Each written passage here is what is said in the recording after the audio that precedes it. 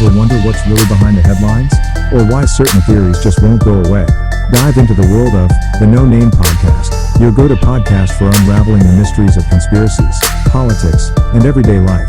Each week, we blend our opinions, analysis, with some storytelling to uncover the hidden layers of our world. From the latest political intrigue to the most fascinating conspiracy theories, we bring you a balanced dose of skepticism and insight. Whether you're a seasoned critical thinker or just curious about the whispers that swirl around us, we offer a space where your questions are welcome, and your mind can wander freely. Tune in, spark your curiosity, and let's embark on this journey of discovery together. The No Name Podcast, where every episode is a new chance to think critically and see the world through a different lens. Don't miss out. Subscribe today and join the conversation. Hey, this is Jeremy coming to you from the No Name Podcast. What's up, everybody? It's Dustin.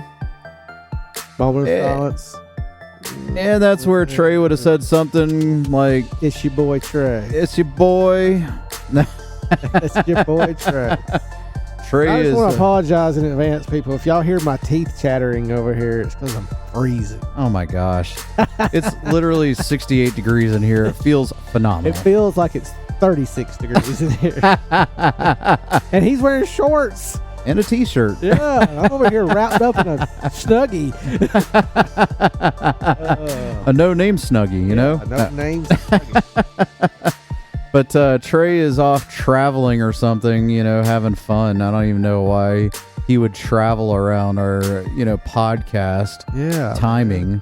Like, this isn't fun. This is all the travel you need, really. I mean, to me, this is... I'm just going to miss being able to watch this. I'm just going to miss it. I'm going to miss watch this. And then he tells me he's going to miss our next episode, too. I'm like, dude, really? Okay. You just don't care about the people anymore. Just don't care. You just don't care, man. He just doesn't care. Just doesn't care. We're just going to sit here and roast him for this whole episode because he's not here to defend himself. No. Watch this. Watch this, Trey. Can you hear me? Watch this. I love Elon. I love Elon. And I want to get you a Tesla something. Yeah. Elon something. SpaceX. Trey comes rolling up in his Tesla with his Tesla phone. He's got the, his investments all in SpaceX. And he texted me the other day and he said, I just want you to know, Dustin, I've been wrong. And Elon is like the smartest person I've ever met. Oh my gosh. Ever knew. Like, what's that, Trey? Oh, we'll take your silence as you agree. I got agree? It. We all know. You want to join the SpaceX program? Trey said something about Pope Francis Elon. I don't know. Does Pope Elon Musk? I think Elon is like one of the most holiest people I've ever. I mean, you can't even say that with a straight face. I've ever heard of. Well, thank you all for joining us on this wonderful Monday morning. Yeah. We are going to, if you may have heard the name drop a second ago, not Pope Elon, but Pope Francis. Is it Pope Francis? Is it Pope Francis? Oh man, if you hadn't asked me, I could. Yeah, Pope Francis. Yep. Pope Francis. So he is going to be opening up 5 sacred doors. Yeah, he's opening up 5, and this has never been done before ever in the history of Catholicism. Now they're talking about doors/portals. Yeah, so they call them. What side would you lean? I mean, me personally, I'm leaning toward portals, and the only reason they're not saying portals is because they're going to keep it holy, and they call it the holy doors. That's what they call it, the holy doors. The interesting thing to me is that, like you were saying a second ago, not all 5 doors have been opened within one time span, and then I guess it's the 5th door has never been opened before. At all. It's never been opened at all. He's the first one to ever open the 5th, and they call it the 5th and final door. And what is it? The 4th door is the one that was opened up 25 years ago, and they bricked it over or something like that. Well, see, I looked this up earlier, too, and they say that this is actually a tradition in Catholicism, and the Pope does this every so often. And they said that they do this every 25 years. But now I don't know about bricking the door back up closed or whatever. I'm not sure about that, but I do know that they said that 4th one that got opened 26 years ago, they put a brick, they basically bricked it shut where no one could go in, And to my understanding, they also bury the key in a metal box so nobody can get into the door that way either. Now, before we get too far into this, Yeah. I have to sidebar a little story for you, okay? Yeah. So I had my mother over for her birthday the other day, and Happy birthday. yeah, we were talking at the table. It was just me, the wife, kids, and my mom. And so they were talking about, hey, what are you guys going to do on your podcast next week? I said, funny you asked that, because my mother grew up Catholic. Mm-hmm. So I was asking her, I said, hey, have you ever heard about this? And she's like, if I have, I don't remember it. It wasn't a big enough event to, kind of remember, I guess. Because she grew up being the, candle lady, or I don't even know. Yeah. So I've attended probably more funeral masses than Sunday masses. So, so the interesting thing is that we're all sitting around talking about this, and I'm going through a lot of the stuff that I had read about, and everybody at the table, like my kids and wife, even my wife, start saying, well, because I was telling them about this door that had been bricked up, and why is it bricked up? And I said, well, I think probably because they did not like what they saw. Mm-hmm. And it probably had something to do with something evil or something, whatever. Yeah. And literally all three of my kids and wife started spitting out started spitting out theories. And I'm like, and then even my mom joins in, right? And my daughter, she's talking about, well, it could be that it was so great that they didn't want everybody to know about it. I'm like, whoa. And I stopped her there and I said, this blows my mind. Yeah. I said, here is my family sitting here spitting out conspiracies. I love it. I said, I've never been more proud. So I will say kudos to Gabby on that, because that part never crossed my mind. Mine either. All I kept be. thinking was bad. I applaud her for thinking on the bright side. And when she started talking about that, it made me think about some of the theories that I have about like Antarctica, about how, the elite of the elite are there with all the resources and all that kind of stuff, right? Yeah. So I thought, well, what if this, when she said that, I'm like, whoa, because all I kept thinking is demons, doom, gloom. They wanted to shut it so that nobody could ever get back in there, etc. And after she said that, I'm like, whoa, what if? Yeah. And this is like what if this is the riches and glory? And it could be. And they didn't want people to have the riches and glory, so they're like, oh, shut that thing down. Let's brick it up. Yeah. Let's bury the key and not open that thing again. Well, think about it. If that's true, and it was so great that it didn't want anybody to see it, isn't that wrong in itself too? Absolutely. So I'm not saying it's right. Wrong. Yeah, it's still wrong. Me personally, hey, like I said, kudos to Gabby. I give it off to her. She's looking at it on the bright side. That's great. Well, I mean, I don't think it's the bright side. It's a conspiracy. Yeah, it's a theory, which I was so proud. Yeah. I'm like, whoa, because even the boys and Amanda, they all had different theories too. Yeah. That one really stuck out to me, that is awesome, because I was way off the beaten path of where my mind was going. I just think it's awesome that they are all talking about it. Oh, I mean, we spent 10 minutes going on about what it could be. My whole deal is the first thing I thought when I heard this was, okay, they bricked it shut. They bury a key in a metal box to where nobody can find it, and the only people that know where it's at are the ones who buried it, and obviously probably the Pope. I'm like, okay, so if that's the case, what are you keeping? Not because to me, you're not. The first thing I thought was, you're not doing it to keep people out. What are you keeping in? What are you keeping in? What are you keeping locked in? So, and then every 26 years, they open these portals back up. And this time they're going to open all of them up at one time. Well, not at one time, over a few days. Yeah. Not all in the same Well, I guess it's over a week and a half. Yeah, but they've never done this before. Right. They've never opened all of them up over a course of a week and a half.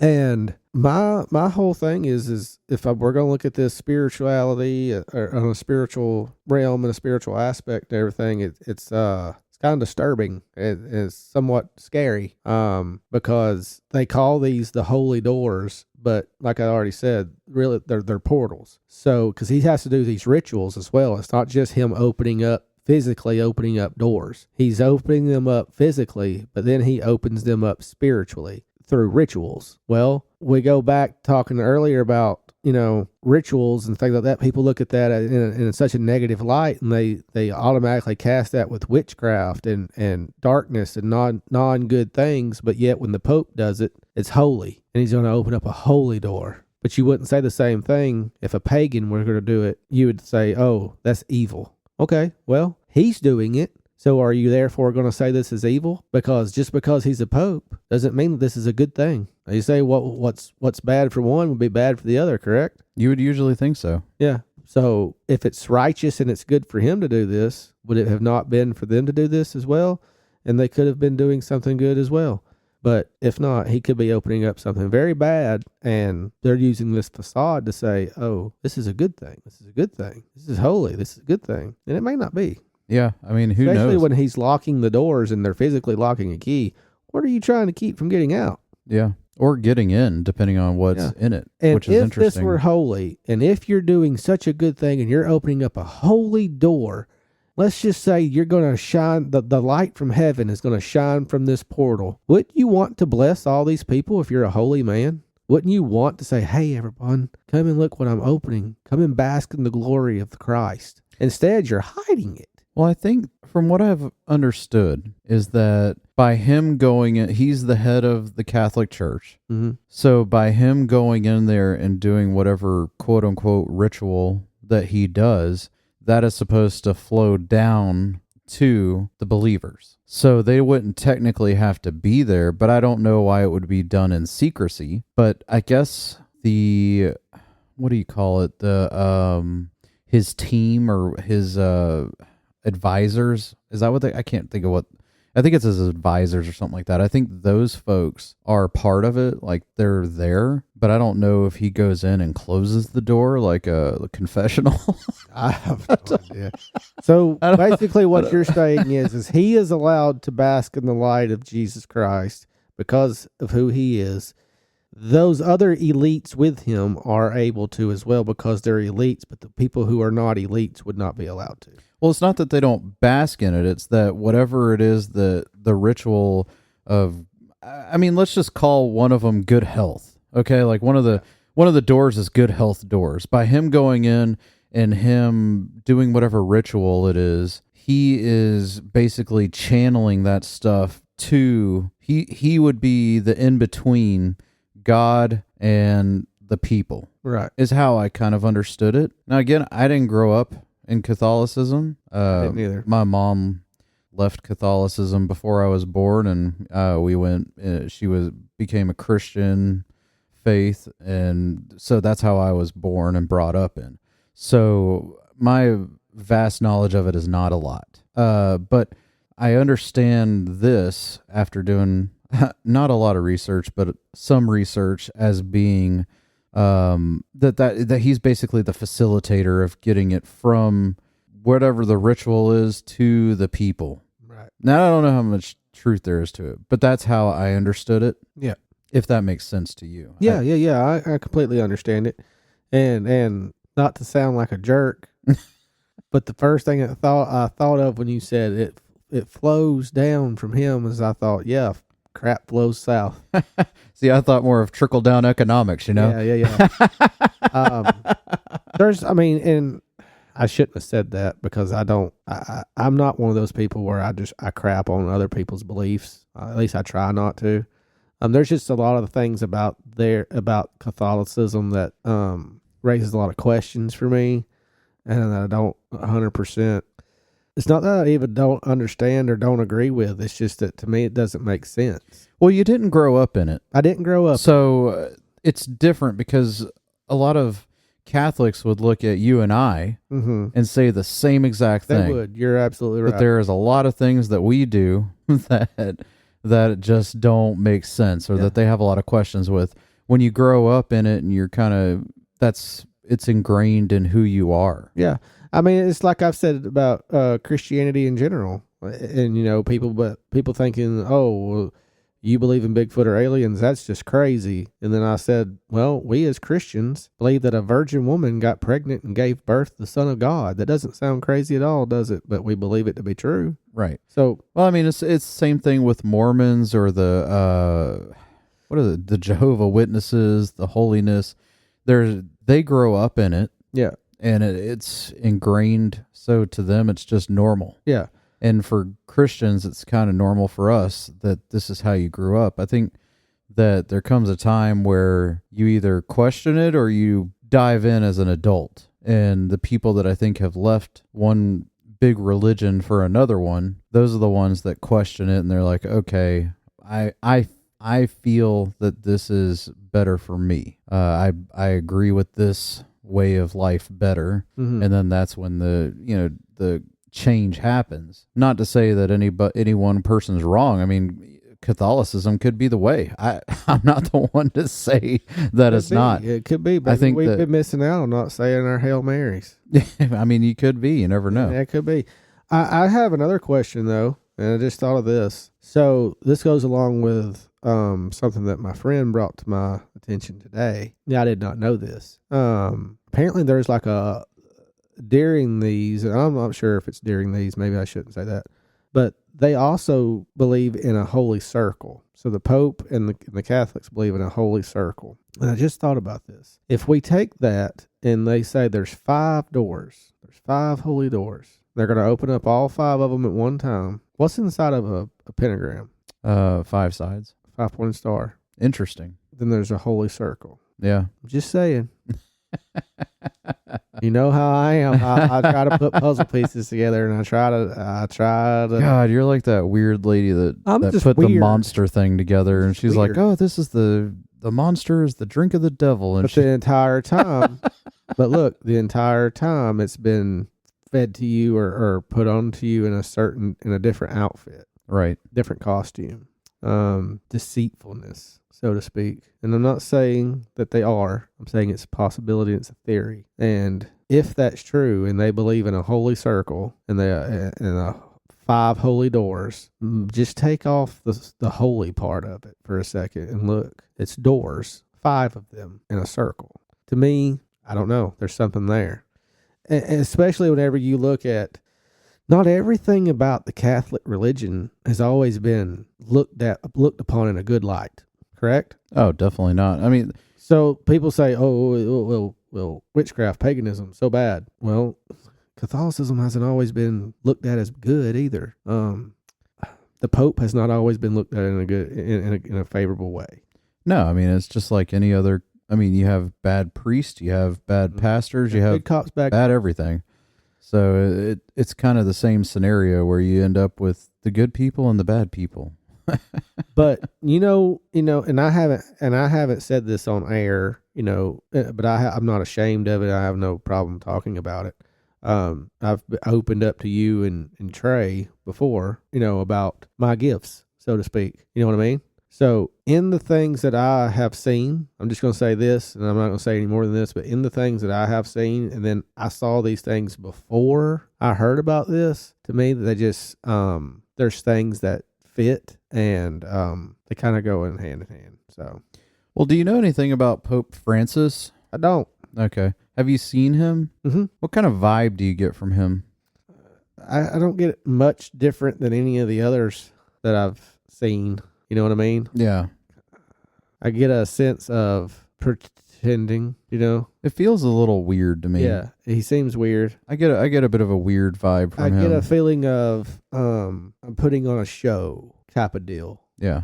I mean, if he was a pastor and I walked in, I wouldn't come back probably. I would, yeah, no. It's like, gosh, what's that one man, that weird pastor that they show, that there's videos of? Where well, that does not narrow it down. I have to show him to you after. I don't know his name. I was just wondering what your kind of vibes are, because he kind of tweaks me out a little bit. I will say he gives me the kind of vibes that I wouldn't want to be left in the room with him alone. For what? Because of a spiritual aspect? Yeah. Okay. He seems a little creepy. Yeah. Yeah, it's definitely weird. Yeah. It's kind of the vibe I get. And it makes me concerned about this the bricked door. Yeah. I think that, the whole thing is kind of whatever. I mean, even the fifth door that's never been opened before in the prison, whatever. Yeah. That doesn't even bother me. The door that is bricked, that one bothers me. Yeah. And the fact that they're burying these keys in a box. Yeah. That's concerning to me. Like, what are you about to unleash? Because from my understanding, that's the only door that they did that to. Am I right? Correct. From what I've understood. Yeah. They didn't break any of the other doors shut except for that fourth door. Yeah. There's something weird about that. Yeah. So that part has kind of got me a little on edge to see what happens. I'm not sure which day that's supposed to happen on. I know this is supposed to kick off on Christmas Eve, and the last one is on January 5th, if I recall. And they're not going in order, which I find interesting. I believe the 26th is supposed to be the fifth door in the prison. Okay. So I'm not sure what day after Christmas. Yeah, I'm not sure which day or which door is on the 24th. And this is what I'm doing too, is when I'm asking these questions and I'm just questioning this, is all I'm doing. I like to question things. So if we're going to look at it as, let's just say hypothetically this isn't a good thing, and they are up to something bad. Let's say this whole thing is being presented in this certain way, like it's a holy thing, it's a good thing, and it's just a deceitfulness and it's a lie, and that it's actually something negative, and they're mocking. They're doing it to mock the Christian faith and say, I'm going to do this or unleash this or whatever I'm doing that's actually really bad or could potentially be really bad. I'm going to do it on a very, very, on probably what people would consider the holiest of holy days, correct? The birth of Christ. Yeah. So I hope that that's not the case. I hope it's not. I hope I'm wrong. Do Catholics celebrate Christmas? I believe they do. I believe they do. I think they start. It's interesting enough. My mom was telling me something about how they celebrate Christmas through, I think it's like January 7th or something like that. Like that's when they would take down their decorations because they go through the first week of New Year's. And I can't remember what the reasoning was for that, but it was interesting when she was telling me about it. I had to ask her to remind me of it again, but they still celebrate Christmas, so I would hope that that's not the case of some sort of Christian mockery. Yeah. But again, I don't know what's behind these doors, and I don't really understand the process fully. But I do find it interesting. Yeah. And like I said, this bricked door is by far the most interesting. The most. Yeah. So, I just find it interesting in general that you're going to do these rituals, and they actually say they're rituals. So it is they are performing rituals. Which I feel like is a strange word to use in any kind of, I don't know. Well, if you're a Christian, you wouldn't use it because hypocritically speaking, it's not a good thing. Right. That's what I mean. It's kind of a weird term to use. Yeah. Those are the terms that Christians balked at witches for doing. Exactly. But anyway, what I was saying is what's confusing to me, and just what really, and I keep harping on this because I just don't feel like it is right. Because Jesus says that he would welcome and teach all who wanted to learn and you know what I mean? But yet they say only, basically what I said a minute ago, they feel like only the elites are going to get to experience this because he is the leader and he's the messenger and the in between, the mailman, so to speak, the deliverer of the message. No one else is worthy of getting to experience it but him and his. Well, I think this goes back to how their kind of breakdown of hierarchy works. Right, but Jesus, there was no hierarchy. Like he didn't put anybody else above anyone else. Well, from what I understand through the Catholic faith, they do. Well. Well, I mean, like I said, they may be doing it all right and we're all wrong. Who knows? Maybe. Like I told you earlier, well, there's a lot of maybes. Yeah. About everything. The world is full of maybes. Your whole life is maybe. So, do you know the location of these other 4 doors? I was kind of confused about the fact that the 5th door or he's opening the 5th door in the prison. Do you know any of the history of these doors? All I know is I believe the first one was opened up like 1300. is when this started. Is when they started. And is that in the Vatican? I think one of them is. Okay. I don't know where all the others are. Supposedly the Holy Circle is like scattered across not just there, but like maybe the world. And I'm not even sure about that. But I don't know where all these locations are. So I don't. Looking at the Pope, I don't see him going very far. So they're probably not far from one another. He's got his Pope mobile. Take him. Maybe he uses that staff and that weird pointy hat to fly. So the Wizard of the Vatican. Wizard of the Vatican. I don't know. Well, to me, so they do this every 25 years, right? They call it the Jubilee. Yeah. Well, I saw that I think it was either 2015 or 2016, they had like an emergency Jubilee and cracked open a door or two because they felt like they couldn't wait till 2025. Oh. Which I thought was interesting because technically they're opening up a couple doors before 2025. Yeah. So I don't really understand the timing or the whatever. I mean, is there like a Catholic New Year that starts before the... I have no idea. Yeah. It sounds to me like things are kind of going off the rails here in the last 10 years. Yeah. More so than previously. So now it's like, okay, we're trying to do this. Let's try and do this and get a handle on it and everything. But I think that they're kind of losing the handle on it.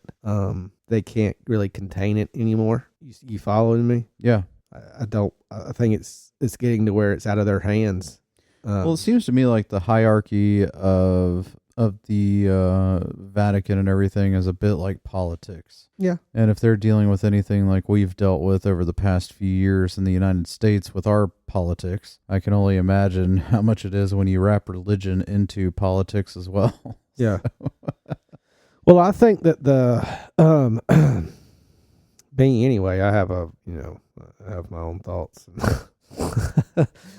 My own way of thinking about things, but I think the Pope answers to someone else anyway, and I think that it's kind of getting to where this hierarchy is not really panning out the way that it used to, and I think that they're now being shown, okay, you're not as high up as you thought you were, and you don't really have as much power as you think that you have, and so I'm going to show you don't have as much power as you think that you have, and the power you do have is just not as strong as it used to be.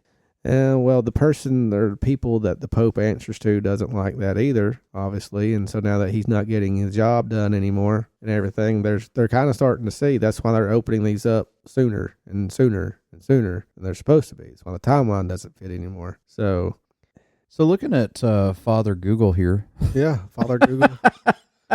Which, like I said, Father or Holy Mother Google. Yeah, you can't always believe everything you read on the internet. However, so they say that this is from the National Catholic Register, is that in Catholic tradition, the Holy Door represents the passage to salvation, the path to a new and eternal life. Well, Jesus called himself the door, which was opened to humanity by Jesus. Mm-hmm. So I think that kind of goes back to what I was saying a little bit about how the Pope is kind of like the funneler of it to the people.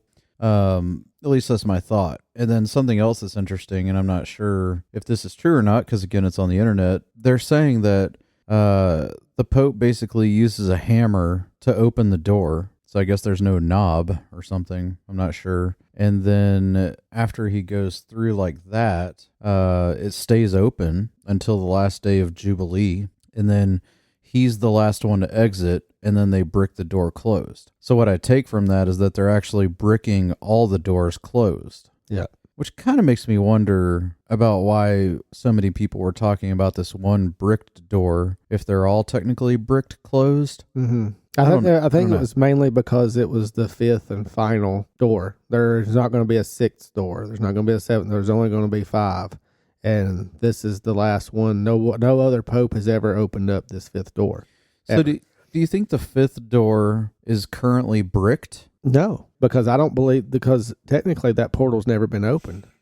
So I'm not going to call these doors anymore. I'm just going to call them portals. because that's what they are. In a physical sense, it's a door. In a physical sense, it's a door. Right, but that's what I'm saying is they're physically putting bricks up in front of this door. Yeah. So that's what I'm saying is like, is this fifth door that's in the prison, is it bricked up even though it's never been opened, or is it just sitting there waiting for bricks? Yeah, I think it's sitting there waiting for bricks because there would be no point in putting up bricks right now. That door, that spiritual door has never been opened. The portal's never been opened. You only need to physically seal that door once the portal is open spiritually. So that's what I was getting at this whole time is looking at this and knowing what I know on a spiritual standpoint now, spiritually speaking, there's no need to physically do this unless you spiritually cannot close these portals. It's the same thing with if someone uses a Ouija board. Okay, everybody knows about the Ouija board. Okay, the problem with a Ouija board is you open up a portal that if you're not experienced enough in this sort of stuff, you don't know how to close that portal. Right. So he is a holy man, so to speak, if he truly is, and he knows how to do these rituals. However, they're dabbling in something so powerful and opening up a portal that they cannot close spiritually. And that would be the only reason they have to physically seal this up, to lock in whatever they're opening up on that side of the portal to keep from getting out. Not saying that there may not be something good inside that portal, but there may be something bad in those portals as well. Right. Because to me, a portal is a doorway to another dimension. We scientifically know other dimensions exist. Yeah. Well, spiritually, you're opening up a portal, a gateway to another dimension. You don't know what's there. He does, because he's seen it before. He knows what's there. If he knows what's there, he knows we need to seal this shut. Keep from whatever's there coming out physically. You're at least trying. Because when someone dabbles with a Ouija board and they open up a portal and they can't close it, what's the first thing people think to do? I'm going to burn it. Well, now you've screwed yourself, so to speak. You can't close it back up. Fire is purifying. Fire does, it's purification, but it's not going to do anything to close a door. All you did is keep the door from being able to be closed now. And so whatever has escaped can't go back in without being, expelled there. So I think he knows enough, or they know enough to seal it off. They don't know how to close it. They can't close it. And really, they don't want to close it because they keep going back. Or otherwise... Well, I think it's part of their jubilee. Yeah, their jubilee. It could be that they have to keep going back to appease whatever they dabbled in a long time ago. That's another theory. Maybe this is something that the ancestors did a long time ago. To circle back about what we were talking about where the doors are located... according to this, you have the one at the Vatican, you have one at St. Peter, St. John, St. Paul, St. Mary, and then the one at the prison. It's never been opened. It's never been opened. So, I don't know if the prison used to be a church. Who knows? Or how that even happened. Dig up some history on the prison. What prison is it? What used to be there? Has it always been a prison? What was it before it was a prison? Yeah, it could be interesting to find out about the more you dig into it, the more interesting it is. You say interesting, I say scary. Not scary, just doesn't compute. It doesn't feel right? Yeah, it doesn't exactly feel right. I don't know. Not that it doesn't feel right, it just doesn't compute, doesn't add up. So it says for the inmates, the holy door's opening represents more than a physical act. It's a chance to open their hearts to a new future. The event will mark the start of the Jubilee year, reminding all that even in darkness, Jesus can bring hope. Okay. Which is actually nice. I mean, all in all. Yeah, it is. I read that too. They don't need him to open up a portal in order to do that. Well, that is true. That is very true. Think about it this way too. That's an active prison, I'm assuming, because he's saying it's giving the inmates a chance. So it's an active prison, so he won't be able to close that door physically. So think about it. If all the other doors are shut, physically closed off, there's one exit. There's one door going to be left open physically and spiritually for whatever. They all got to connect, right? I don't think so. I don't think they connect. Spiritually, they connect. Spiritually, yes. Okay, so that door is going to be left open for all of that activity. But why would that one be left open even on a spiritual sense? Well, he's not going to close it. I mean, I think you have to after the Jubilee, according to the research. I don't know. It's all confusing. It's very confusing. It's all very confusing. And to me, it just doesn't sit well. It just doesn't sit right. And I just don't think that it's what they portray it to be. I think there's something more there. And I think it's more so on a negative aspect, negative stance. And that's not me being a negative Dustin. That's just me being real. Like, I don't get a good vibes from this. Yeah. I don't. I mean, apparently it's happened every 25 years plus the bonus that we had 10 years ago, which, again, I was making the comment before that I don't know if it was lack of social media, lack of us having the news readily accessible from around the world every second like we do now, but I just don't remember hearing of this kind of thing. No. 10 years ago or 25 years ago. I think the reason we're hearing before about then it, I wasn't born. So I think the reason we're hearing about it so much now is because they're making it a deal that this is the fifth and final door. I mean, it's possible. It doesn't, like I said, it doesn't compute to me on exactly what they're doing. So yeah. I don't know. I just don't get good. Like I said, I don't get good vibes from it. I don't. It just doesn't seem holy. It doesn't seem holy to me. You know, there's certain religions that you can try to Google information about, and it's like that information just doesn't exist. Yeah. And it feels a little bit like this is kind of lacking in information. It feels like a very poor cover-up for something. I'm not sure if it's a cover-up, it's just, or if it's a secret. Like, I was trying to find, how did the doors get constructed? And I'm not talking about in a spiritual sense, I'm talking about in a physical sense. Yeah. You know, like we've talked about before, traditions and everything else kind of have, even though you do something in a spiritual sense, it usually has a physical aspect, like raising your hands in church or, you know, clapping or playing an instrument, doing, you know, your gifts for the Lord usually have a physical sign that kind of leads you into the spiritual. So I'm trying to understand how these doors were constructed. Why were they constructed? Where, who, when, why, what, etc. What makes them so important to do these ceremonies? Yeah, like could you just open up a closet door in your house and say, when I walk through this door, I'm going to say this prayer, and you know, because you should be able to do like people say, you can have church anywhere, you can pray anywhere, you can whatever, right? So is it connected to these physical doors? Like the spiritual sense only happens in these physical doors? Or could this happen in any door, and that's how there's randomly a door in a prison that, you know, opens up this portal, right? I believe these locations were chosen for a reason. I believe they hold some kind of historical meaning or some kind of spiritual meaning for something. Something historical and something important happened on this ground, in my opinion, that made this important enough of a place for them to do these at, for them to do this on. I don't think these were just chosen at a random, you know what I mean? I think they were chosen for a purpose.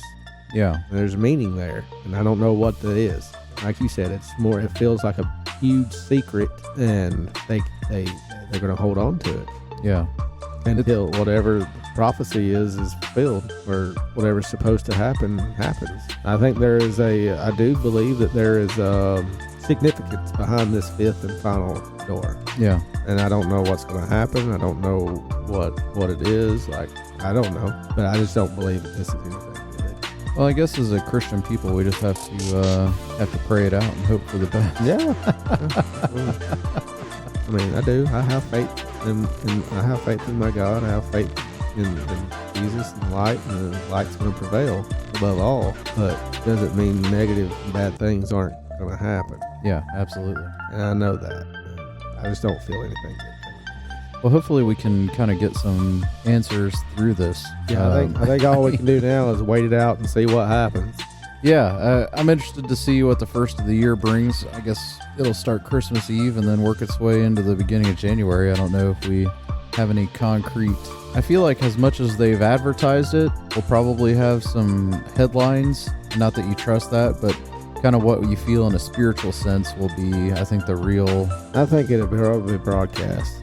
Yeah. I think it'll be broadcast because a lot of times when the Pope does these kind of things or something, it's broadcast somewhere. Yeah. They make, the Pope. The Pope doing this. We'll see. Well, I hope everybody's getting through their Christmas season well. Men, better hurry up and get out there and buy your wife something. It's only a couple days left. And we're going to do an episode in a couple days on a little bit about Christmas and kind of our traditions, and probably hit a little bit into the where Christmas originated from, and I don't know, probably something like that. Sing our Yuletide carols. We're going to get together the day before Christmas and do it, so why not, Right, absolutely. But I appreciate everybody for listening. Yeah, man. Happy early Christmas to everybody. Remember, the truth's out there. Just read between the lines, please. Go ahead, Trey, close us out.